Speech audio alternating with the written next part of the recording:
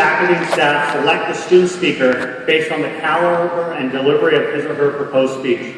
Aaron, who was inspired to go to law school after volunteering hundreds of hours at a community mediation center, is a member of our evening program. While completing his degree, he worked full-time in management and as a chief financial officer in retail and real estate companies. Aaron is also a Torchbearer graduate, whose grandfather, Leonard Gross, was a member of the class of 1960 and would no doubt be incredibly proud that Aaron is following in his footsteps. Ms. Helen Brown, who is Aaron's aunt, Gross's former paralegal throughout his career, will present Aaron's diploma later in our ceremony on behalf of his grandfather. Please welcome Mr. Aaron Abergel.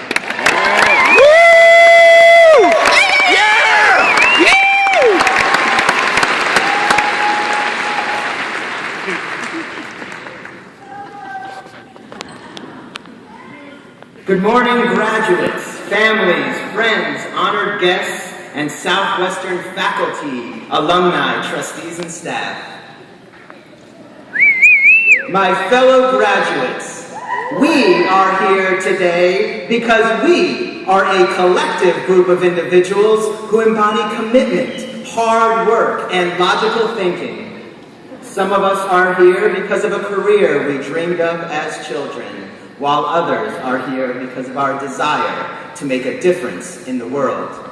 Some of us are here in the hopes of achieving great financial success, while others are just hoping to pay off those school debts.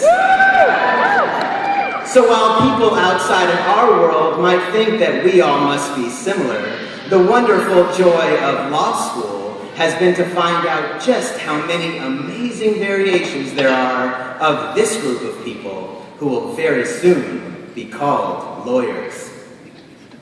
As an evening student at Southwestern, I have had the privilege of grinding out law school with impressive classmates who during the day were engineers, nurses, teachers, accountants, business owners, financial analysts. I got to experience the last 4 years with amazing mothers and fathers.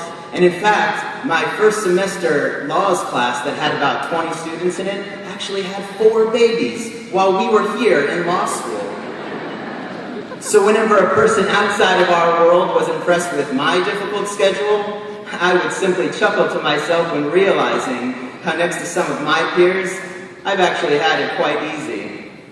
There are numerous reasons that I could share as to why I decided to go to law school. However, none of those reasons took into account what I now most value about my experience, and that is the relationships that I've built with this esteemed group. Day 1, Class 1, 6 p.m., Monday, contracts.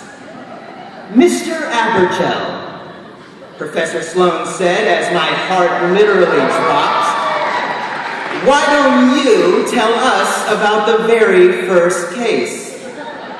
All eyes were on me. If I thought I was going to slink through the first day unnoticed, that was no longer an option. As I sat there nervously aware that I was being used as an example to explain the differences between issues, rules, procedure, application, and conclusion, I realized that law school was not going to be like any other experience that I had ever had. Law school was going to wake me up. It was going to require that I realize my potential. That night began to teach me that law school is not only about knowing all the right answers. Law school is also about the journey of learning how to learn. Learning where you need to spend a little extra time, and learning where you can cut a few corners. Learning that arguing the law is as important as knowing it. Many of my classmates who are proudly sitting here today were probably told by their family or friends at some point that they should become lawyers one day. This statement, I believe, was usually a result of some argument or discussion that that family member or friend had just lost. I can say that for me it was no different. In fact, I remember my mom constantly telling people, if Aaron is in an argument, you don't want to be on the other side. So if you had this type of experience as I did, you might understand why somebody like me might have a certain misled confidence. In fact, I think that there is much to be gained from simply thinking back to your childhood and reflecting on the types of things that your friends and family said to you. It really can open up your eyes to better understanding why you are the person that you are. For me, I can honestly say that I have no more significant memory from growing up than my mom driving me to school each and every morning. Those car rides socialized me into becoming the person I am today. When it was just me and Mom, we could talk about anything. I'd tell her about what girls I liked. I'd ask her math questions that now I realize she did not know the answers to. I'd ask her questions about history that luckily we now have Google to help us resolve.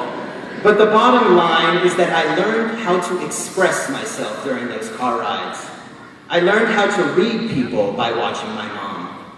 I learned my sense of humor. I learned how to be assertive and confident and kind.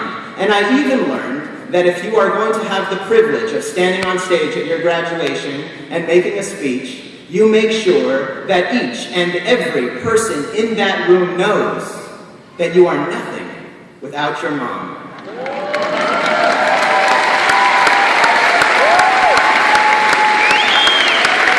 Every classmate who is sitting here today has the requisite abilities and intelligence to understand a difficult concept and how to make a logical and thoughtful contribution to a discussion about that concept. So what you do with those abilities is now the significant question. And what I urge to you, my classmates, is that you use your newfound abilities to do good, whatever that means for you. Have the confidence that you are saying something worth hearing. Have the confidence that you are a valuable contributor to any group or any conversation. Have the confidence to become exactly what you want to become, even if nobody in their right mind would believe that you should have that type of confidence. Our great leaders, whomever that may be for you, were not weak-minded, uncertain, or apprehensive. What I learned throughout law school is that a great leader should have the confidence to stand out on that ledge and say, Professor Sloan, I have no clue, but I'm ready to learn. So congratulations to those of you who I have loved seeing each and every evening for the last 4 difficult years. And congratulations to those of you who I have not personally had the pleasure of speaking to. May we all leave this experience believing in ourselves and in our abilities as advocates for whatever it is we choose to do. Thank you.